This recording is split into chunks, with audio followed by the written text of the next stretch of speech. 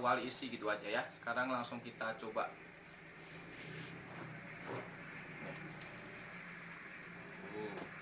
Itu udah lamanya. Langsung kita cocol sini aja. Bismillahirrahmanirrahim. Pedes.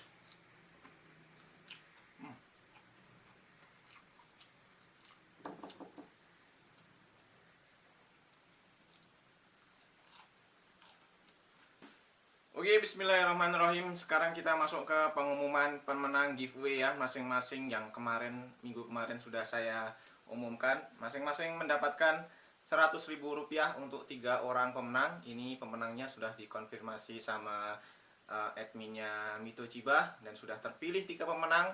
Pemenang pertama yaitu akun atas nama Mbak Fani CP. Kemudian ada akun yang kedua ada Mbak Yosi Linda. Dan yang ketiga ada Mbak Aisyah Alisha ya. Saya ulangi, ada Mbak Aisyah Alisha, kemudian Mbak Yosi Linda, dan Mbak Fani CP. Nah, untuk seluruh pemenang dimohon untuk segera menghubungi saya dengan cara bisa WA saya di 0858 4314 6021 atau bisa DM saya di resep Aza Kitchen atau boleh balas komentar saya yang di YouTube ya. Buat kalian yang belum dapat kesempatan untuk menang, jangan khawatir karena hari Rabu nanti insya Allah akan saya umumkan pemenang chopper Mito Chiba CH100.